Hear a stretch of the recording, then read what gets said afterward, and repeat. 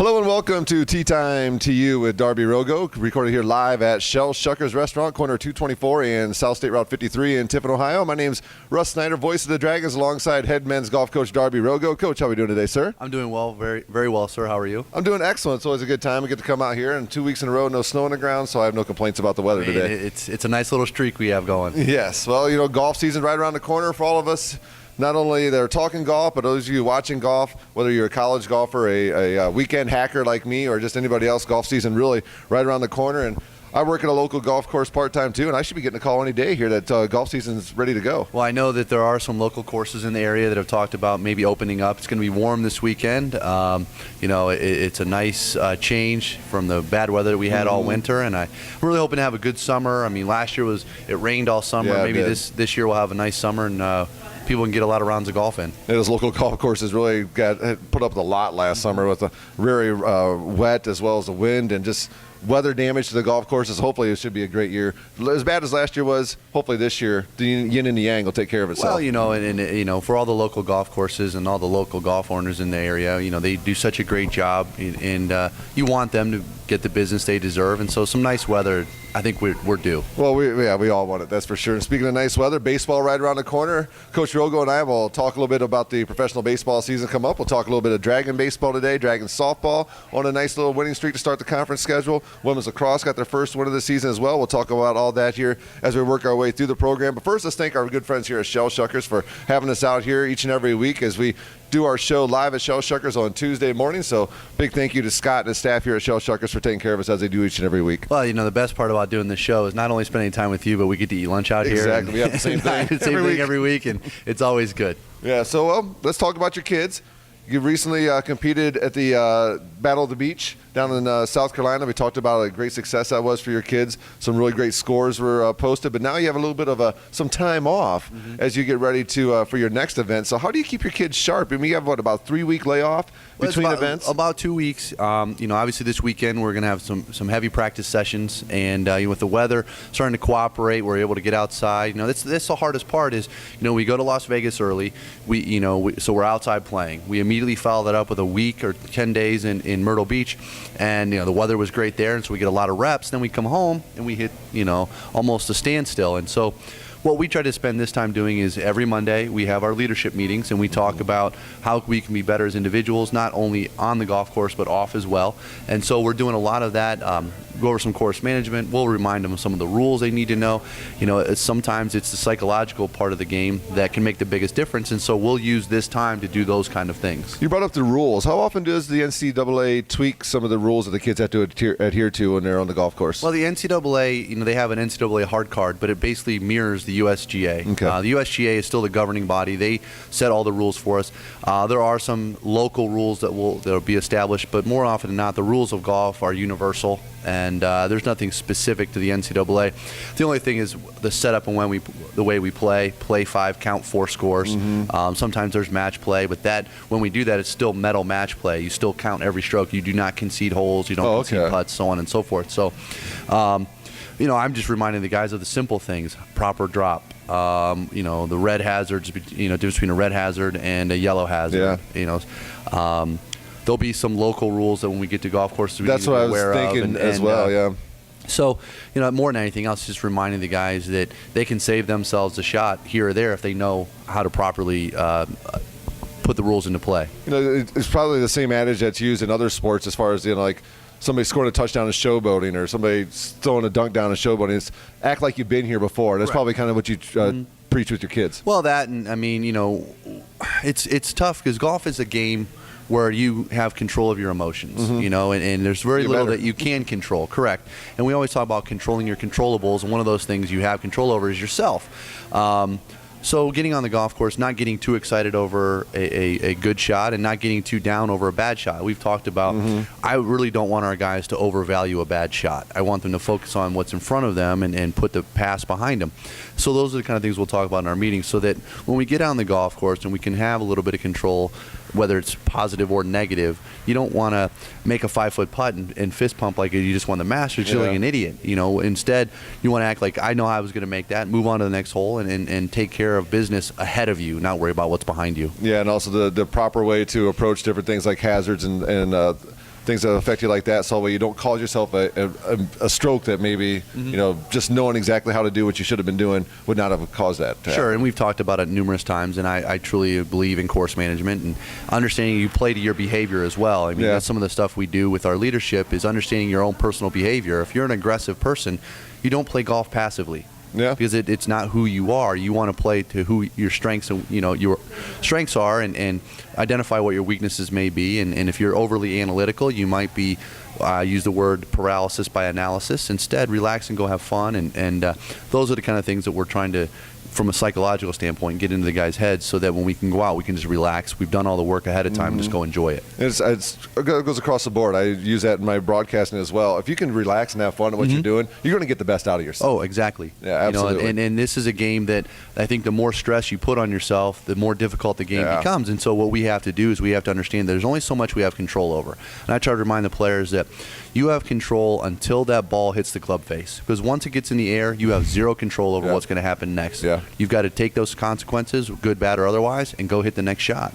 If you're dwelling on something that happened 2 holes ago, you're not in the moment, you're not closing. And if you're not being a closer, you're not finishing your round strong. Absolutely. What's next for your kids coming up here as you get off this layoff?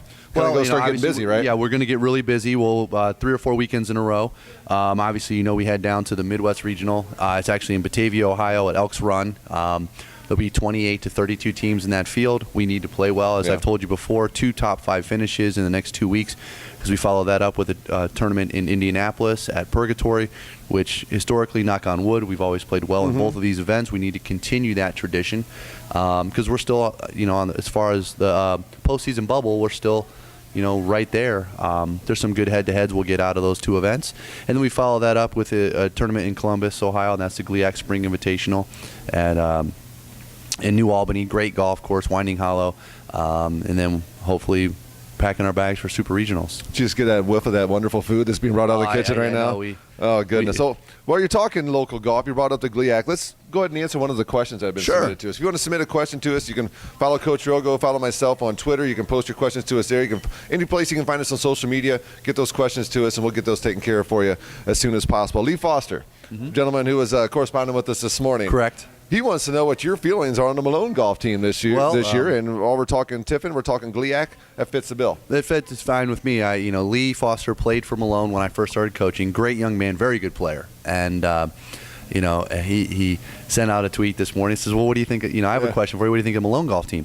Well, I can tell you this: they're very good, and they always have been very good. Their head coach, Kenny Highland, has been a mentor to me from the first year I started coaching. I have a tremendous amount of respect for what he's done as a coach and the programs that he run. In fact, when I first started coaching, I wanted to mirror myself after what he was doing because he's always had quality young men and always had a successful program. And I learned a lot from him and while we were in our NAIA days. And now it's kind of fun. Coach Highland calls, they've made the move to Division II. This is their first year competing in the GLIAC. He now calls me and asks me questions. So it's kind of a neat turnaround. But they are the number 1 team in the region this year. They are very talented. I believe they got first place national votes in the preseason rankings. They received a couple first place votes this spring. They won the GLIAC championship. He has done a great job positioning himself. When they made the transition to D2, he redshirted some very key players, had a couple key transfers, Division I transfers come in, and he's put together a very, very solid team. As I said, they're number 1 in the region right now, and they're doing a great job. They edged us out in the early fall by a couple shots at the Invitational in Michigan, and so they finished second, we finished third. I know we can compete with them, but right now they're pretty hot right now. They won again after the GLIACs at the Great Lakes Midwest Regional. Kenny Highland has just a great job with this program. He's got great kids, and they're very good players. And so this spring we'll see them in a few of the events. We just want to go out and play the best that we can against them. Well, welcome to Division II and welcome to the GLIAC. We're going to come in and start dominating. Well, folks. And like I said, Coach Highland is a very, very intelligent man. He won a national championship as a player in the NAIA. He won a national championship with a team in the NAIA. In fact, he's the only team north of the Mason-Dixon to ever win a national championship in the NAIA. The guy's a Hall of Famer. He did a great job. He redshirted some key guys, and they're making a run this year, and hopefully they'll continue to play well, but we want to play well right with them. Yeah, well, Lee, there's your answer. Coach Rogo thinks highly of the Malone team this year, but thinks the Dragons can hang with them, and the Dragons are definitely gunning for the Malone guys this year. But, it's great to have some high-quality talent, not only in the GLIAC conference, but right here in the state of Ohio, too, for your kids to compete against. Well, I mean, the GLIAC conference is so good. You talk about we're gunning for Malone. We're gunning for everybody. Exactly. I mean, every week, if you don't come ready to play, the GLIAC will eat you up. Yeah. And there's so many good teams.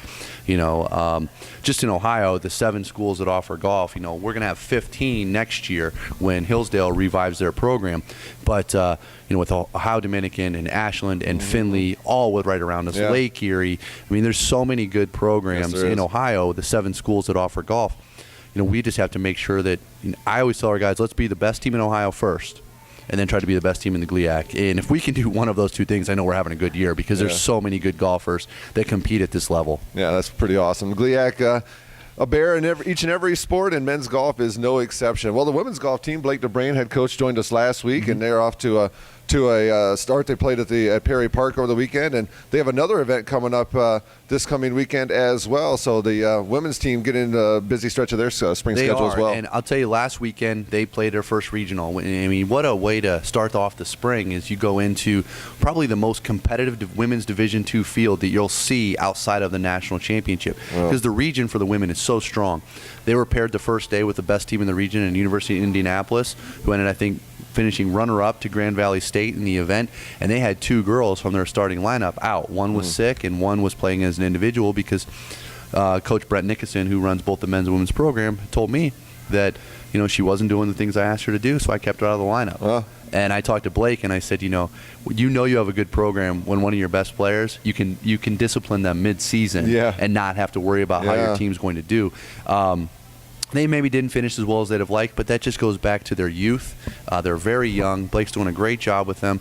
I think as he develops those players, you're going to see better scores out of them. And I have to imagine they may have been a little bit nervous. I mean, you're playing with the number 1 team in the region. You're playing in what is arguably one of the most competitive fields they'll see all year.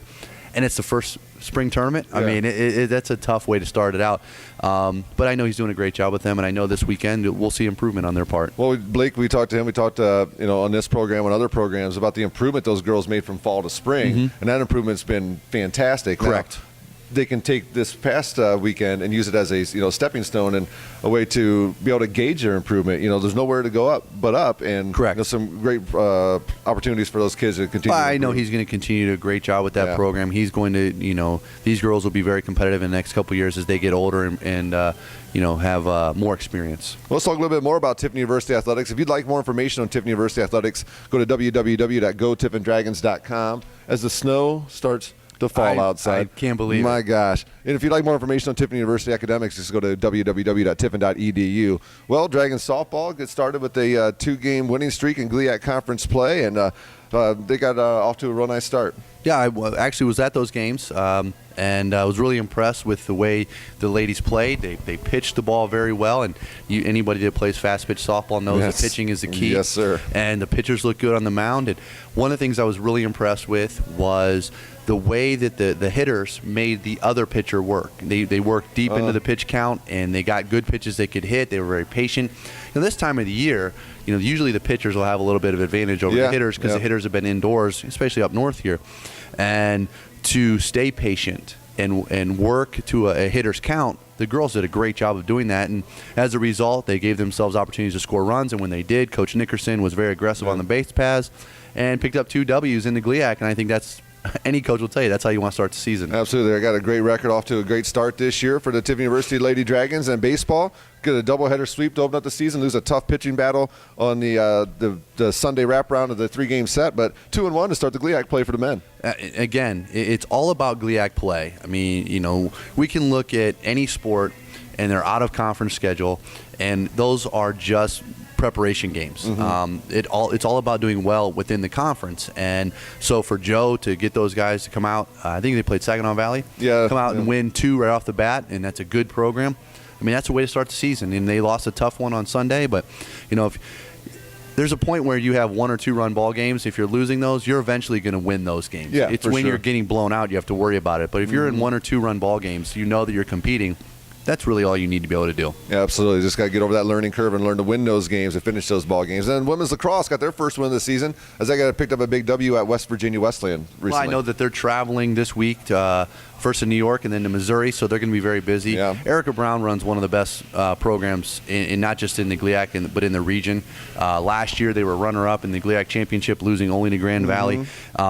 I know that, they obviously with Ali Quast graduating, they're very young this year, and, their offense has changed a little bit, but I think Erica does a great job with the ladies. I know they're going to do very well again this year, and when they catch their stride, they're going to be pretty tough to beat. And don't forget more information on Tiffin University Athletics by going to GoTiffinDragons.com. All right, let's talk a little PGA Tour now. The Arnold Palmer Invitational presented by MasterCard was last weekend, and Matt Every gets the win at 13 under, 2 under on his final day to get a one-stroke victory over Keegan Bradley. What a battle. Not only Keegan Bradley, and Adam Scott was right but there Adam as well. Scott was right there as well, and he started the day in the lead, and both he and Keegan Bradley early on looked like they were trying to give it away. And Matt Avery picks up his very first PGA Tour win. I don't know about you. We talked about if you could play anywhere, play with anybody. If you ask me, outside of a major, a tournament that I could have on my resume as my first tournament win, I think Arnold Palmer's event would be a pretty good one. You're to have. absolutely right. And I don't think a lot of people know this, but Matt Every was a big break contestant. Okay. So here's a guy that, went to Q school, didn't make it, got onto the TV show, earned his stripes, through that reality TV show, which creates a lot of opportunity for young players. Yeah.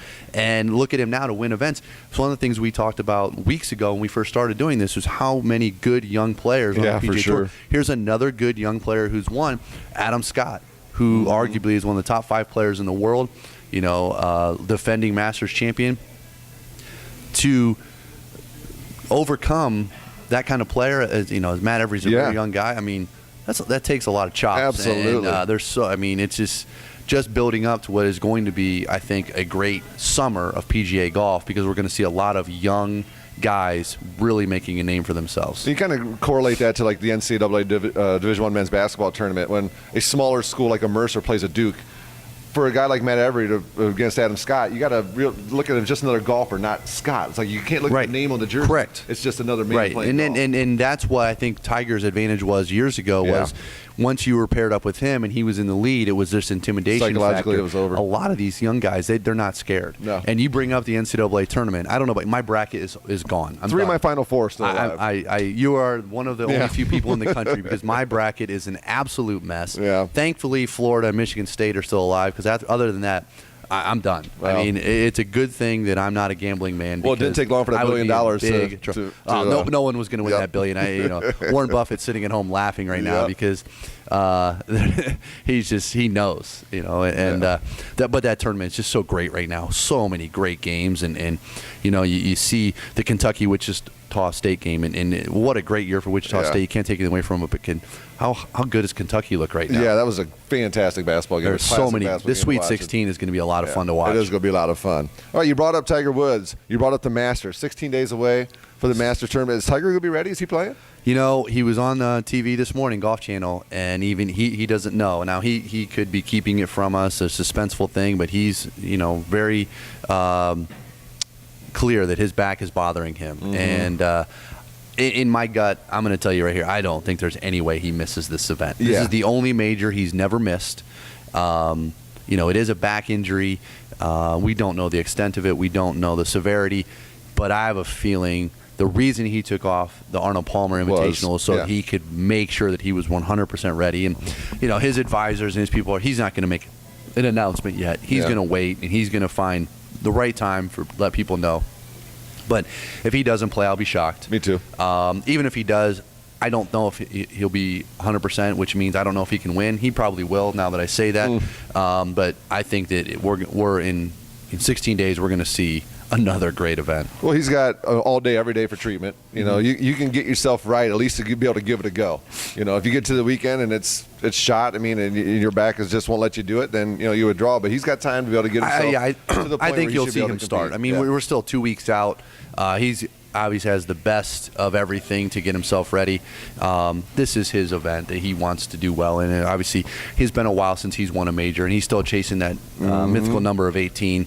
So I don't know if he would ever skip this if there's even 1% chance that he's able to swing the golf club. Well, that'll be a fun program to preview the Masters. I'm sure we'll spend a lot of time on that when we're doing the program, when we're leading up into these major tournaments. And then it'll be a fun one the following week to review it and talk about this, that, and the other. I think it's just going to be fun to find out, who wins, whether it's Tiger or anybody else, because that event is unlike any other. Yeah, fantastic stuff. All right, let's talk a little bit more professional sports. Baseball season gets started, I believe, next Monday. 6 days. Is opening day. Opening day. Let's see, I'm assuming you're a Cleveland Indians fan. I am a very big Cleveland Indians fan. That was one of the best parts of my childhood was my dad and I going over to Cleveland Municipal Stadium. Yes, sir. And I remember him coming home from work, and he would say, hey, let's go to the Tribe game. Game starts at 7:05. He's home at 5:30. We'd still be. Yep. That was the best thing about the Indians is we'd be third row. At 7:05. So, a big baseball guy. You know that. Yep. Former baseball player. At least I pretended to be one. And the Indians are my team, and I'm hoping they do really well. I mean, the American League Central is so good. And, obviously the American League East is loaded. Mm-hmm. Our cameraman Shane, our sports information director, huge Yankees fan. So, any chance that he gets to remind us. I guess he can buy his own lunch today. He does that. But the Indians, I think, have a good young team. Yeah, I think, so do I. As far as Ohio baseball, I think the Reds are going to be fun to watch. Mm-hmm. I think, the team to beat right now in the American League Central is probably the Tigers. I mean, they're really good. And, they lost Prince Fielder, but they're loaded. Yeah, their pitching staff they have 4 of the best 25 pitchers in Major League Baseball. Yeah. So, I mean, their 3-man is better than most teams won. So, I think for the Indians, I mean, they've got a lot of good young talent. I think they hit the ball very well. They have great athletes. They run.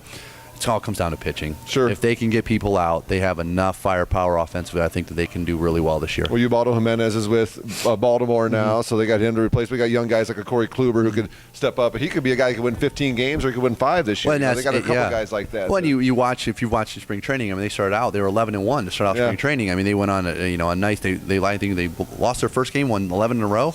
So I realize it's spring training. But their pitching staff have been doing very well in keeping him in games, and with Nick Swisher and the emotion he brings to the dugout and to the locker room and to the clubhouse, and the good young players that they have. I think Yan Gomes is going to have a great year. You see Santana's been moved to third base so that Yan can get more innings behind the plate. But he's still eligible as a catcher in fantasy baseball. Yes, he's still eligible as a catcher, and he'll. I think he's going to have a good year. I mean, he's so young and so much expectation. I think last year it kind of got to him a little bit, where this year I think he's going to be relaxed and play. And, I love Jason Kipnis, and I think that he is emerging as one of the guys to watch in Major League Baseball. And their outfield is so good. But again, got to get people out. Bullpen's going to be big for the Indians this year. Well, I share a common interest in baseball with the head football coach at Tiffany University, Gary Goff. He grew up in Georgia and is an Atlanta Braves fan. I grew up as an Atlanta Braves fan myself as well. So baseball always is an exciting time of year for me too. And Braves should be pretty decent this year. But the thing that excites me the most about baseball this year is my family and I are planning a family vacation to the Baseball Hall of Fame induction ceremony because of Tom Glavine and Greg Maddux going into the same class. So golfers, very good golfers, by the way. That was the whole Braves thing when they had that stuff. When John Smoltz saw them, when they weren't pitching, they were competing on the golf course. That pitching staff, maybe 3 of the best golfers that you could put together. And so I like how you brought that back in. What a great trip, and to be able to do it with your family. I can't wait. Makes it even better. It was my son's idea. He brought it up, and I'm like, okay, let's do it. He is one of the smartest kids I know. So. He comes to our golf clinic, so I know. Yes. So, baseball season is always a great time. And another thing that's nice around here is we have a proximity to a place like Toledo and Columbus with AAA ball clubs, where it's such a nice family value to be able to take the family to a ball game and still be able to do it on a fairly good budget. And beautiful ballparks, great amenities, and it's great to take advantage of those as well. Well, I mean, where we're at in Tiffin, it's not that difficult to get up to a Mud Hens game. What a great facility. To get to a Clippers game in Columbus, Huntington Park is absolutely beautiful. And even getting over to Akron, I'd go over and watch the Akron Rubber Ducks, used to be the Akron Arrows, at Canal Park. That facility is phenomenal for AA baseball. So, if you're a baseball fan and you live in Ohio, there's a lot of great opportunities for you to catch. What do you think of that outside Akron, the Indians and the Reds? What do you think of that name change? Well, it's interesting. It's unique, and it's minor league baseball. I mean, you're looking for that niche. You've got to be unique in everything. You remember, I don't know if you're aware of this, but the Lansing Lugnuts up in Michigan, single A baseball. It's one of the highest selling mascots or logos in all of baseball because it's unique. And I think the Rubber Ducks, the logo is actually pretty neat. Yeah. And I see where they're trying to get, Firestone, Bridgestone, the tire portion of Akron and that history side of it.